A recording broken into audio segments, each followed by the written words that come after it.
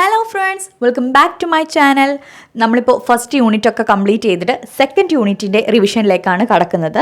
So words and deeds എന്ന യൂണിറ്റിലെ first chapter, അതായത് ആൻഡ് ദെൻ ഗാന്ധി കെയിം എന്നുള്ള ചാപ്റ്ററിൻ്റെ റിവിഷനാണ് നമ്മൾ ഇന്ന് നോക്കാൻ പോകുന്നത്. ഓക്കെ, അപ്പോൾ എല്ലാവരും വീഡിയോയിലേക്ക് കടക്കുന്നതിന് മുൻപേ ആയിട്ട് ചാനൽ സബ്സ്ക്രൈബ് ചെയ്യാൻ മറക്കരുത്. ഓക്കെ, അപ്പോൾ എല്ലാവർക്കും എൻ്റെ വീഡിയോയിലേക്ക് സ്വാഗതം.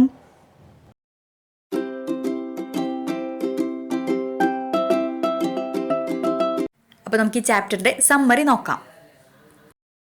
Nehru pays a glowing tribute to Mahatma Gandhi, the father of our nation, in his autobiography, The Discovery of India.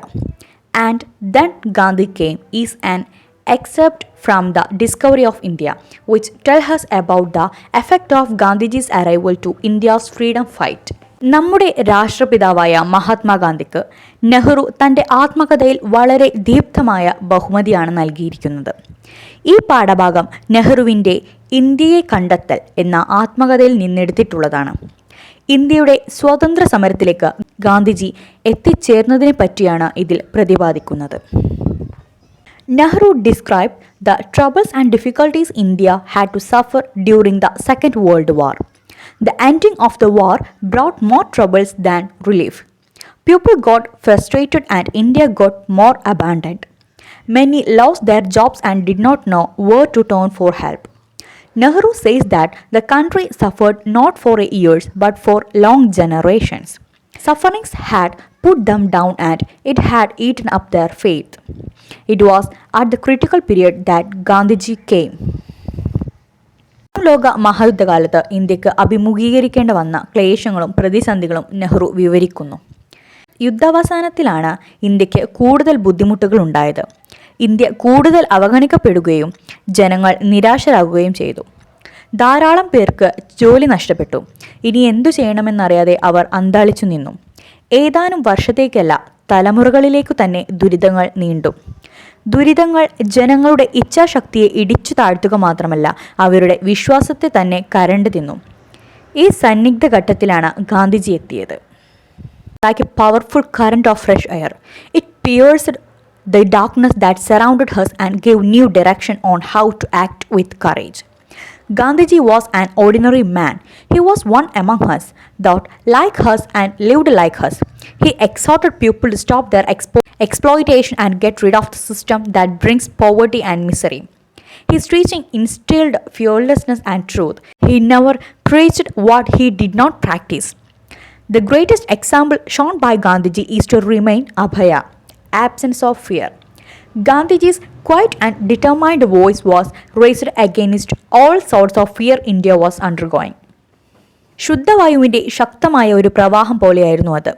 ചുറ്റിലും മൂടിക്കിടന്ന ഇരുളിനെ തുളച്ചു കയറുന്ന ഒരു പ്രകാശധാരയായിരുന്നു അത്. ധൈര്യസമേതം മുന്നേറാനുള്ള ദിശാബോധം അത് നമ്മൾക്ക് നൽകി. ഗാന്ധിജി ഒരു സാധാരണക്കാരനായിരുന്നു.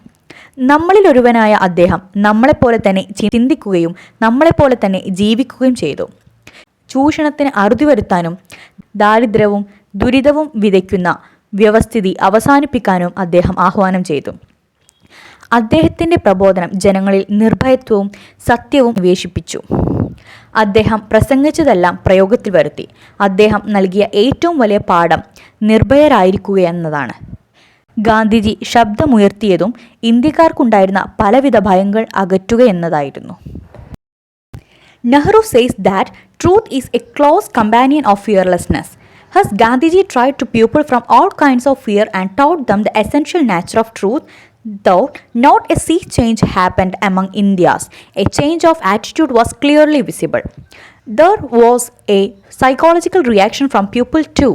They raised their voice against age-old humiliation. Gandhiji was always there as a symbol of uncompromising truth. നിർഭയത്വത്തിൻ്റെ ഉറ്റതോഴനാണ് സത്യം എന്ന് നെഹ്റു ചൂണ്ടിക്കാണിക്കുന്നു. ഭയമകറ്റാൻ ആളുകളെ പ്രേരിപ്പിക്കുന്നതിനൊപ്പം സത്യത്തിൻ്റെ യഥാർത്ഥ വശങ്ങൾ പഠിപ്പിക്കാനും അദ്ദേഹം മറന്നില്ല. ജനങ്ങളുടെ മനോഭാവങ്ങൾ ചെറിയൊരു മാറ്റം ഉണ്ടാകുന്നതിന് അദ്ദേഹത്തിന് സാധിച്ചു. ജനങ്ങളുടെ ഭാഗത്തു നിന്ന് മനഃശാസ്ത്രപരമായ ഒരു പ്രതികരണം ഉണ്ടാക്കാനും അദ്ദേഹത്തിനായി. കാലങ്ങളായി അവർ അനുഭവിച്ചു പോന്ന അപമാനത്തിനെതിരെ അവർ ശബ്ദമുയർത്താൻ തുടങ്ങി. ഒട്ടും വിട്ടുവീഴ്ചയില്ലാത്ത സത്യത്തിൻ്റെ പ്രതീകമായി Gandhiji നിലകൊണ്ടു. Nehru remembers that Gandhiji's action was twofold. First, he fought against the British rule, and at the same time his determined voice was raised against the social evils in India like untouchability, class division, etc. ദ്വിമുഖ പോരാട്ടമാണ് ഗാന്ധിജി നടത്തിയത്. ഒന്ന്, ബ്രിട്ടീഷുകാർക്കെതിരെ സന്ധിയില്ലാ സമരം. രണ്ടാമത്തേത്, തൊട്ടുകൂടായ്മ, വർഗവിവേചനം തുടങ്ങി ഇന്ത്യയിൽ നിലനിന്ന സാമൂഹ്യ ദുരാചാരങ്ങൾക്കെതിരെയുള്ള പോരാട്ടം. Gandhiji sent volunteers for the rehabilitation of Indian villages. These messengers could liberate them from coming out of their shells. Gandhiji had his own dreams and ideas of free India. He wanted to mold India wherever the poorest enjoy the new freedom that we got. He wanted to see India devoid of class and caste systems. An ideal India, according to him, would be free from the curse of untouchability, intoxicating drinks and drugs. ഗ്രാമങ്ങളുടെ പുനരുദ്ധാരണത്തിനായി ഗാന്ധിജി സന്നദ്ധ ഭടന്മാരെ അയച്ചു. അജ്ഞതയിൽ നിന്നും അവരെ മോചിപ്പിക്കുന്നതിന് ഈ സന്ദേശവാഹകർക്ക് കഴിഞ്ഞു. സ്വതന്ത്ര ഇന്ത്യയെക്കുറിച്ച് ഗാന്ധിജിക്ക് സ്വന്തമായ സ്വപ്നങ്ങളും ആശയങ്ങളും ഉണ്ടായിരുന്നു. ഒരു പുതിയ ഇന്ത്യയെ വാർത്തെടുക്കാനും അതിൻ്റെ ഗുണഫലങ്ങൾ പാവപ്പെട്ടവരിലേക്ക് എത്തിക്കുന്നതിനും അദ്ദേഹം യത്നിച്ചു. വർഗവിവേചനവും ജാതി വ്യവസ്ഥതയും ഇല്ലായ്മ ചെയ്യാൻ അദ്ദേഹം ആഗ്രഹിച്ചു. മദ്യപാനം, മയക്കുമരുന്ന് മുതലായവയുടെ ഉപയോഗം അദ്ദേഹത്തിൻ്റെ ആദർശ ഇന്ത്യയിൽ ഉണ്ടാകാൻ പാടില്ലെന്ന് അദ്ദേഹം ശഠിച്ചു. Nehru says that Gandhiji was truly proud of his Hindu inheritance. He tried to give to Hinduism a kind of universal attire which included all religions within the fold of truth. Indian culture, according to Gandhiji, is a fusion of all. Though he was influenced by modern thought current, he never let his roots go off. His personality was like a magnet which attracted many persons. Nehru makes a striking comment that Gandhiji was the favorite of his followers and opponents. നെഹ്റുവിൻ്റെ അഭിപ്രായത്തിൽ ഗാന്ധിജി ഇന്ത്യയുടെ ഹിന്ദു പൈതൃകത്തിൽ അഭിമാനം കൊണ്ടിരുന്നു. ഹിന്ദുത്വത്തിന് ഒരു സാർവലൗകിക രൂപം നൽകാൻ അദ്ദേഹം ശ്രമിച്ചു. എല്ലാ മതങ്ങളെയും സത്യങ്ങൾ ഉൾക്കൊള്ളുന്ന ഒന്നായിരുന്നു അത്. ഇന്ത്യയുടെ സംസ്കാരം എല്ലാ മതങ്ങളുടെയും സംസ്കാരങ്ങളുടെയും ഒരു സമന്വയമാണെന്ന് അദ്ദേഹം വിശ്വസിച്ചു. ആധുനിക ആശയങ്ങൾ അദ്ദേഹത്തെ സ്വാധീനിച്ചിരുന്നെങ്കിലും പഴമയുടെ വേരുകൾ അറുക്കാൻ അദ്ദേഹം തയ്യാറല്ലായിരുന്നു. അദ്ദേഹത്തിൻ്റെ വ്യക്തിത്വം ഒരു കാന്തത്തെ പോലെ ഒരുപാട് പേരെ ആകർഷിച്ചു. നെഹ്റുവിൻ്റെ അഭിപ്രായത്തിൽ ഗാന്ധിജി അദ്ദേഹത്തിൻ്റെ അനുയായികളെപ്പോലെ തന്നെ തൻ്റെ എതിരാളികളെയും സ്നേഹിച്ചു. അപ്പോൾ ഇത്രയാണ് ഈ ചാപ്റ്ററിൻ്റെ സമ്മറി എന്ന് പറയുന്നത്. അടുത്തത് നമുക്കൊരു സ്പീച്ച് നോക്കാം. In connection with Gandhi Jayanti, your school is organizing a program to propagate the relevance of Gandhi values in the present day. Prepare and deliver a speech before the class. നമ്മുടെ സ്കൂളിലെ ഗാന്ധി ജയന്തി ആഘോഷത്തിനോടനുബന്ധിച്ച് നമ്മുടെ ഇന്നത്തെ കാലഘട്ടത്തിലെ ഗാന്ധിയൻ മൂല്യങ്ങളുടെ പ്രസക്തിയെക്കുറിച്ച് ഒരു speech പറയാനാണ് നമ്മളോട് ആവശ്യപ്പെട്ടിരിക്കുന്നത്. അപ്പോൾ അതെങ്ങനെ എഴുതാൻ നോക്കാം. My dear friends, as you all know, today we are celebrating Gandhi Jayanti. We are proud that a man like Gandhi was born in India and he is our father of the nation. Mohandas Karamchand Gandhi was born in Porbandar in Gujarat on October 2, 1869. He was educated in law at University College, London. In 1891, after having been admitted to the British bar, Gandhi returned to India and attempted to establish a law practice in Bombay. അപ്പോൾ നമ്മൾ ഇന്ന് ഗാന്ധി ജയന്തി ആഘോഷിക്കുകയാണ്. ഗാന്ധിജിയെ പോലൊരു മനുഷ്യൻ നമ്മുടെ ഇന്ത്യയിൽ വന്ന് ജനിച്ചതും അദ്ദേഹം നമ്മുടെ രാഷ്ട്രപിതാവായി മാറിയതുമൊക്കെ ആലോചിക്കുമ്പോൾ നമ്മളെല്ലാവരും വളരെയധികം അഭിമാനം കൊള്ളുന്നുണ്ട്. മോഹൻദാസ് കരംചന്ദ് ഗാന്ധി ഒക്ടോബർ 2 1869 ഗുജറാത്തിലെ പോർബന്തറിലാണ് ജനിച്ചത്. ലണ്ടനിലെ യൂണിവേഴ്സിറ്റി കോളേജിൽ നിന്നാണ് അദ്ദേഹം നിയമവിദ്യാഭ്യാസം നേടിയത്. 1891 ബ്രിട്ടീഷ് ബാറിൽ പ്രവേശനം ലഭിച്ചു. ശേഷം ഗാന്ധി ഇന്ത്യയിലേക്ക് മടങ്ങി ബോംബെയിൽ ഒരു അഭിഭാഷക വൃത്തി സ്ഥാപിക്കാൻ ശ്രമിച്ചു. 2 years later, he went to Durban, South Africa, as a legal advisor. Arriving in Durban, Gandhi found himself treated as a member of an inferior race. He was appalled at the widespread denial of civil liberties and political rights to Indian immigrants to South Africa.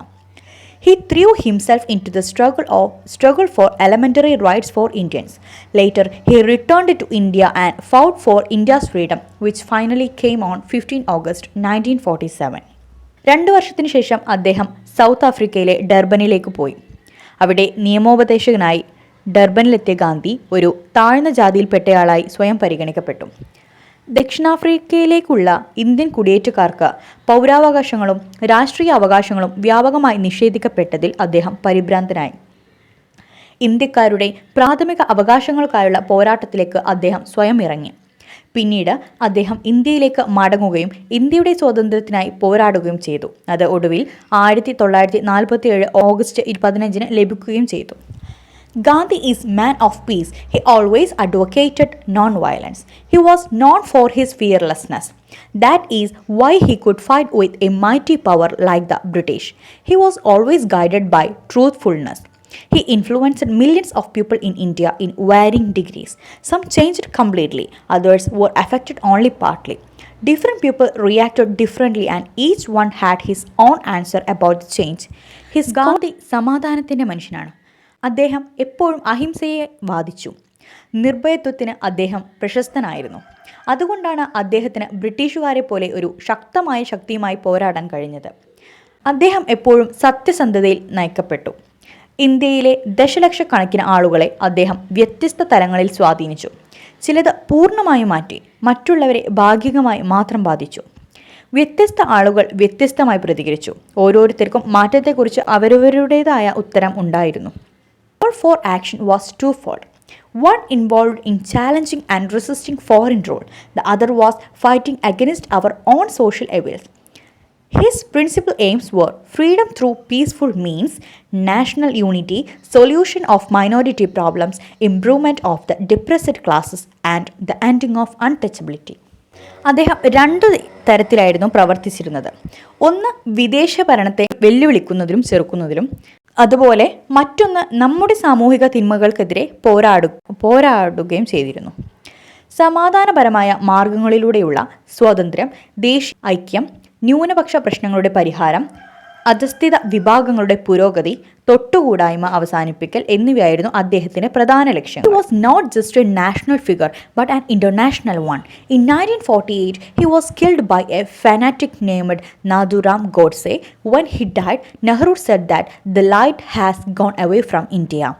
On the 70th birthday of Gandhiji in 1939, this is what Albert Einstein said about him. Generations to come, it may be, will scarce believe that such a one has this ever in flesh and blood walked upon his earth. ഒരു ദേശീയ വ്യക്തി മാത്രമല്ല, അന്തർദേശീയ വ്യക്തിത്വമായിരുന്നു അദ്ദേഹത്തിൻ്റെത്. 1948 നാഥുറാം ഗോഡ്സെ എന്ന മതഭ്രാന്തൻ അദ്ദേഹത്തെ വധിച്ചു. മരിക്കുമ്പോൾ നെഹ്റു പറഞ്ഞത് ഇന്ത്യയിൽ നിന്ന് വെളിച്ചം പോയി എന്നാണ്. 1939 ഗാന്ധിജിയുടെ 70ാം ജന്മദിനത്തിൽ ആൽബർട്ട് ഐൻസ്റ്റീൻ അദ്ദേഹത്തെക്കുറിച്ച് പറഞ്ഞത് ഇങ്ങനെയാണ്: ഇങ്ങനെയൊരാൾ മാംസവും രക്തവുമായി ഈ ഭൂമിയിൽ എപ്പോഴെങ്കിലും നടന്നിട്ടുണ്ടെന്ന് വരും തലമുറകൾ വിശ്വസിക്കുന്നത് വിരളമായിരിക്കും. As we celebrate Gandhi Jayanti, we have pledged that we will follow the path of peace, fearlessness, truthfulness and tolerance which guided Gandhi all his life. That is the greatest tribute we can pay him. ജയ് ഹിന്ദ്. ഗാന്ധി ജയന്തി ആഘോഷിക്കുമ്പോൾ ഗാന്ധിജി ജീവിതകാലം മുഴുവൻ നയിച്ച സമാധാനത്തിൻ്റെയും നിർഭയത്വത്തിൻ്റെയും സത്യസന്ധതയുടെയും സഹിഷ്ണുതയുടെയും പാത പിന്തുടരണമെന്ന് ഞങ്ങൾ പ്രതിജ്ഞ ചെയ്യുന്നു. അതാണ് അദ്ദേഹത്തിന് നമുക്ക് നൽകാവുന്ന ഏറ്റവും വലിയ ആദരവ്. ജയ് ഹിന്ദ്.